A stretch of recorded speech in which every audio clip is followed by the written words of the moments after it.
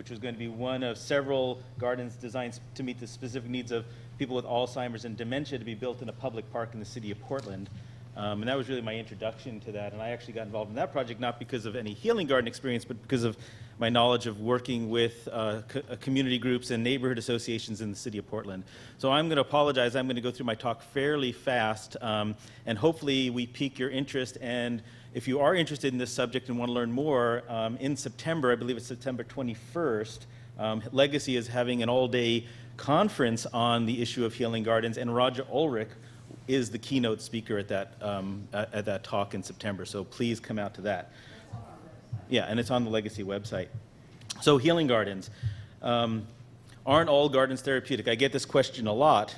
And the answer, is complex. I mean, yes, being out in nature has healing effects, stress reduction effects, and all the rest of it. But when we're talking about people in a clinical environment, like Teresa was talking about, people who are in a stressful situation already, not every garden is created equal. And this is actually a before picture of the Oregon Burn Center garden. It was a garden for a clinic there at Legacy, and it was mostly a concrete courtyard surrounded by a brick wall. The photograph on the upper left, this is a plaza in New York City. It was won awards. This, again, is, if this was in a healthcare setting, would it be a healing environment? Would you feel comfortable in that?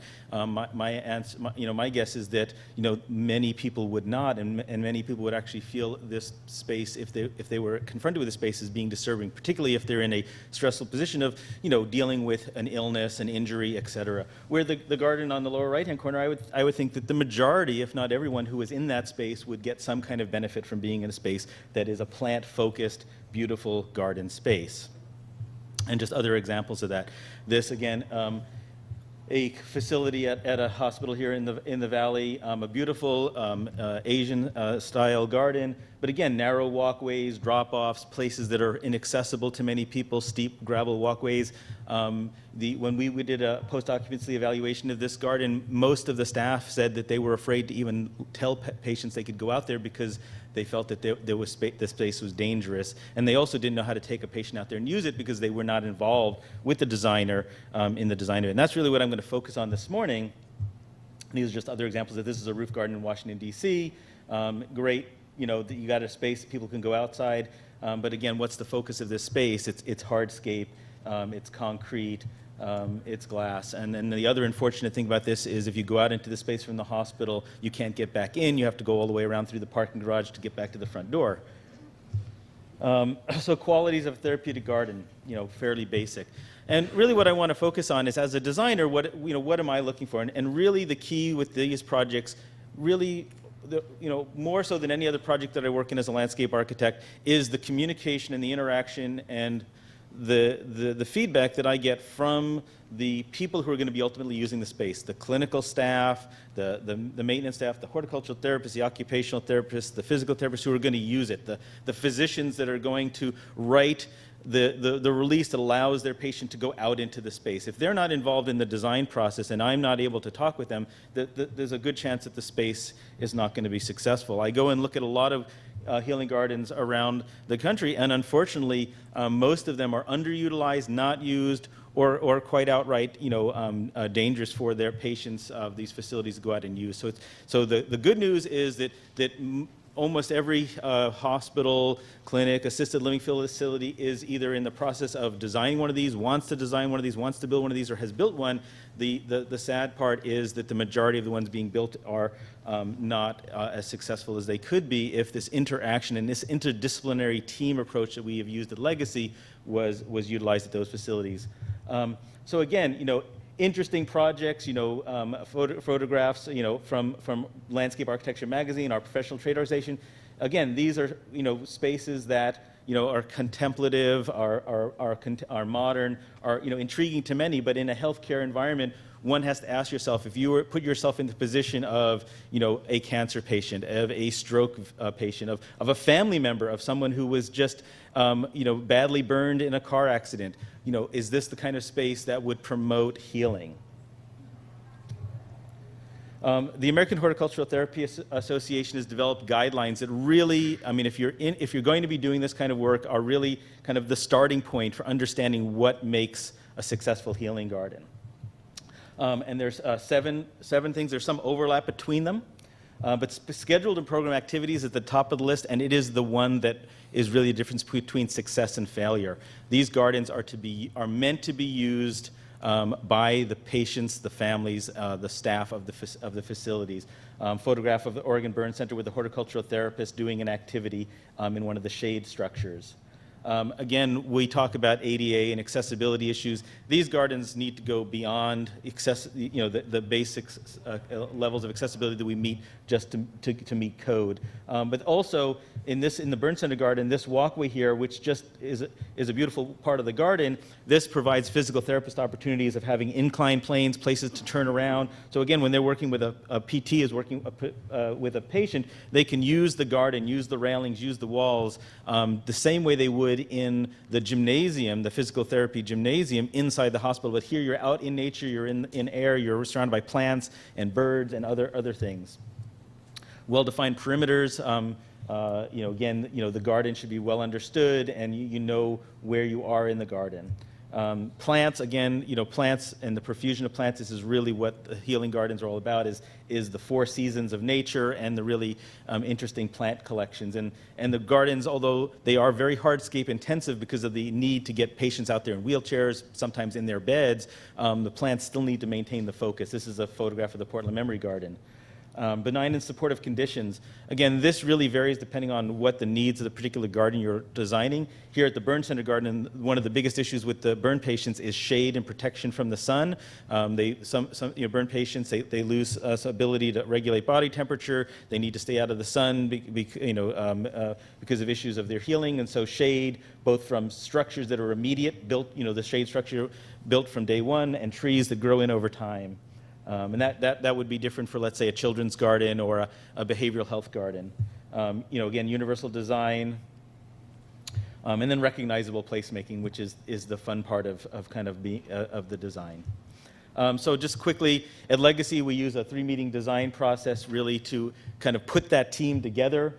So getting the team of all of the different therapists, the clinical staff, the physicians, the administration, the foundation, former patients, family members of patients, and beginning that design process. So nothing new if you're a designer going through a design process, but it's really critical to have that conversation around the table so that as you're moving through the design, when you come up with the final master plan, there's not only buy-in from the institution, but they understand how that garden is going to function from a clinical, in that clinical setting.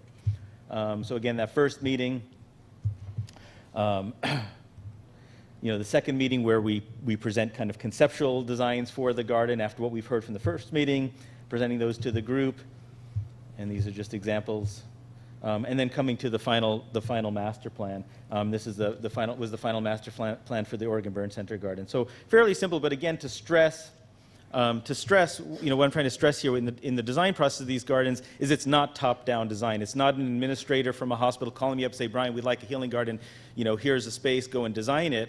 I need to meet with their staff, and sometimes I get calls from that very person, from the foundation, from an administrator says, we'd like to build a garden here. And then I start telling them, well, we'd like to set up a design process and meet with your staff and your therapist, and they say, why? Why do you need to meet with the therapists? And then so a lot of this is really educating the clients. I'm currently working on a project.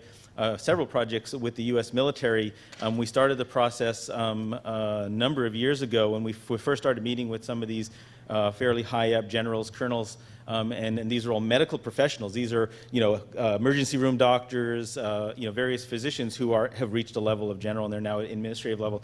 And they were like asking, why do I want to meet with some low-ranking, occupational therapist in the design of this healing garden? And now, not only have they kind of made a 360-degree turn at some facilities we're working at, they're actually now looking at turning the entire campuses into healing environments for the soldiers and the wounded warriors who were there. Just some examples to go through quickly. This is the Oregon Burn Center garden after the demolition of the existing garden. And this is what it looks like today. So again, I'm not showing any examples of roof projects, although we have worked on several roof projects. But the key you see here is you're immersed in nature. And again, the views from the rooms looking down into the garden. And you can see what we're trying to do here at the Oregon Burn Center Garden is to provide a place for patients, for family members. Again, when somebody comes to the Burn Center Garden, they may be coming with their family. They may be life-flighted here, brought in an ambulance. The family may spend days, weeks, months with them living at this hospital. And the gardens, as much as they provide respite for the patients, they really do provide that respite for the families and also for the staff. Up here in this is part of the garden. This is actually a staff area, a staff garden that staff can go out and take their break and get away from the unit for a little bit, and just other views of the garden. Storage shed. This is both storage for the equipment for the gardeners and equipment for the therapists to have in the garden. Again, that's really critical to have close by. Music therapy in the garden, other activities in the garden. And again, when I'm designing these spaces, I'm really looking at the structure and how they function. And these are gardens. I mean, these healing gardens are not they're not low maintenance gardens. I'm working on a project right now back in Washington, D.C., and they're saying, well, we would like this Leeds point of not having any irrigation. I'm saying, well, we're doing a healing garden. It needs to be a 4-season garden. You're in Washington, D.C. We need to have irrigation in the healing garden. The rest of the landscape, well, that's fine. But in the healing garden, it needs to be irrigated. And so with green roofs have a tremendous benefit of that, contact with nature. You're in the patient's room, you're looking at a large roof area, like Teresa was talking about. Legacy has acres of roof area. The issue is you want that roof to look good all year round. So again, if you're really designing a roof area, green roof, next to patient rooms and want that 4-season of benefit, particularly in a climate like Portland where that green roof is going to go dormant in the summertime, some irrigation to get it through the summer needs to be considered. Again, we're dealing with some green roof issues on a project in DC, and we're dealing with the same issue of what they look like in the summertime, and again, leads points and all the rest of that. And what we're saying is, you've got dealing with wounded warriors and soldiers with PTSD and other rest of it who are having flashbacks to Iraq and Afghanistan. And the last thing that this isn't me talking, this is their therapist, this is the OTs, the occupational therapist talking, is the last thing we want to do is create a desert environment for these soldiers to be looking at. We want it to be green and lush. This is a project in San Antonio, Texas, Warrior and Family Support Center. This is one of the facilities I'm talking about. This is at Brooks Army Medical Center. This is a facility that in the building, they deal with all kinds of issues for the wounded warriors and transitioning them back into civilian life. And what I was lucky enough to do is to work on a garden project that's a healing garden where there are therapists, psychologists, occupational therapists can go out and work with the warriors in the garden setting. This is the butterfly garden, and again, this is in Texas, in San Antonio, and it is a 4-season garden. And the building itself achieved LEED's Gold. And again, in these facilities, the warriors, they're living on the base in barracks, sometimes with their families, which is why the play equipment's there, while they're receiving outpatient therapy, sometimes for years, and some of these soldiers are coming back many, many times for surgeries and more surgeries. This is a children's area in the garden where we're growing some produce, and the frog is sculpture for kids to climb on. A lot of these soldiers are dealing with issues of just being reintegrated with their families. So just some other views of that. Sometimes it's simple structures. This is the children's garden, and this was just to create a place to be outside. And again, some other views of that. This replaced an old canvas structure. Now they have a permanent structure where the therapists can do activities out in the garden. So, and here's our little rain garden. The rain chain takes the water down into a series of planters from the roof of that structure. Mount Hood Medical Center, this was the before. This is at the entrance. This is out in Gresham. This is an underserved community. And this is the garden. This is right after it was done. Again, fairly hardscape intensive. And I think Teresa showed some pictures that showed what this has become now after just a couple of years. And this is a later picture. Meridian Park down in Tualatin, again before and after.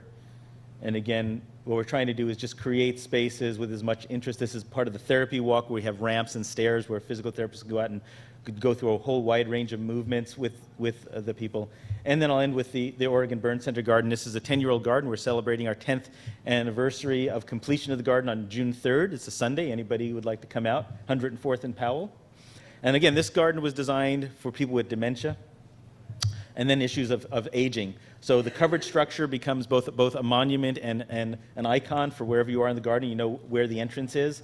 But also the shade structure, we have this translucent roof, which allows, on a really hot, sunny day, that we don't get this black pool of shadow underneath the structure, but a mottled sunshine, which is just a simple thing when you're dealing with patients. And this is something I didn't know before as a designer, that dark shadow line between the light and dark, a lot of people, seniors, because of how their eyes change and also the issues of dementia, will see that as a grade change, as a step, and it'll actually trip. Even though there's no grade change, it's perfectly flat, but that black line between shadow and light becomes a tripping hazard. And that's important, I think, in any project we design as architects and landscape architects. So, and again, I'm sorry I'm going through these fast, and they look a little blurry, which they shouldn't be. And actually, that was the end. So with that, if there's questions about what we're doing, and like I said, if we've piqued your interest, come September 21st. Yeah, there's a question here. How do these get maintained? Are there certain crews? Is it volunteer? Yeah, maintenance is definitely an issue. At Legacy, Teresa runs, and Teresa can speak to this directly, but it's a combination of paid gardeners and volunteers. The great part about this at Legacy, and even like the San Antonio project that I've done down in Texas, tremendous numbers of volunteers, past patients, family members who want to give back, and so there's no shortage of volunteers. The key is to having that paid horticultural therapist in there, making sure that they're doing the maintenance that needs to be done. But these are not low maintenance gardens. These are gardens that require 4 seasons of maintenance. But like we're doing 2 gardens right now, one at Walter Reed and one at Fort Belvoir. These again for the military. We haven't even built the gardens. We haven't even started the gardens, and we already have people offering to volunteer for the gardens. And so now we're just coming with the protocols and that paid gardener who will direct all that volunteer effort. Other questions? And sure. Potential questions. And for questions for Teresa as well. I think the potential, one issue that we're dealing with this back at Walter Reed, we are doing a facility there where the original building that the architects design is all going to have, the entire building is going to be one big green roof, and they wanted to get access to the green roof. The original building was a 3-story building, and the accessible parts of the roof were going to be on the 2nd and 3rd floor.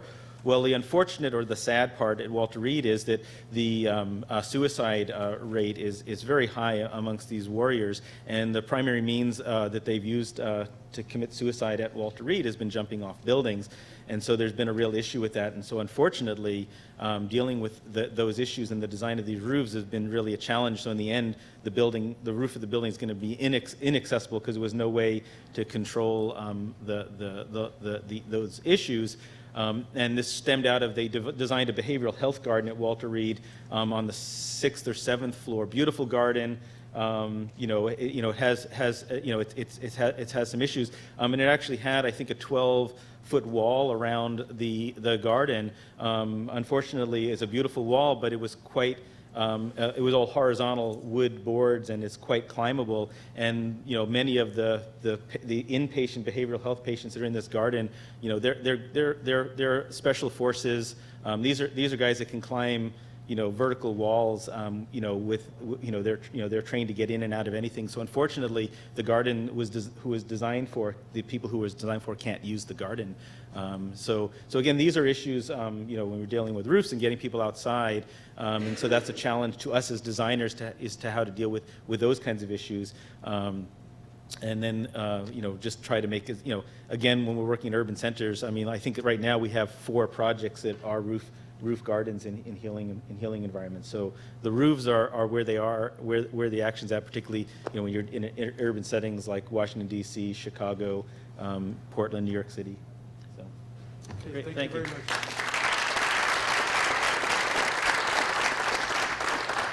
With regard to the maintenance question, we do have a speaker after lunch that's going to talk about maintenance at Oregon Health Science University campus up on the hill there. Also, we're going to take a break now, And we'll reconvene instead of at 10:45, how about 10:50, and get started again. I did want to mention, and actually Matt, let me see if I cover what you were talking about. So we're going to have the breakout sessions at lunch again, and that'll be an opportunity for doing a lot of networking, and we have an hour and a half for that, so about a half hour to get food and eat together and things like that. But I think there's, as the speakers are talking, there are a lot of connections, like this idea of all these other rooftops at Legacy and at various other health providers. There's a tremendous opportunity to try and figure out more ideas, and I know we would be very interested in moving that discussion, as well as many other agencies. And let's see, what was the other issue? Oh, there will be proceedings available. We'll send it out to everybody. He could just come up and say this, which is what he asked. I'll just say. Yeah, we've been asked a couple of times about the event proceedings. We've tried not to offer a lot of handouts to carry around, but part of the day is giving out information thanks to our speakers, and then another part over lunch and in the final session of the day will be the discussion and then capturing that discussion so that we can kind of get a status update on what you're thinking and combine that with the presentations today into a report packet proceedings that we'll send out to everyone. So I've been asked a few times what we'll do, and that's how we're going to combine all of this and get it out to you. So thanks for being here, and we'll have our break now. One more thing. Oh, sorry. Just one more thing. So the next two speakers, the first speaker is going to talk about a project here in Portland with a lot of detail about the cost and the design decisions used in that. And then another representative of a development firm from Portland will talk in a broader perspective of how they look at this issue. So those are the next two speakers before lunch. Have a nice break. Thanks.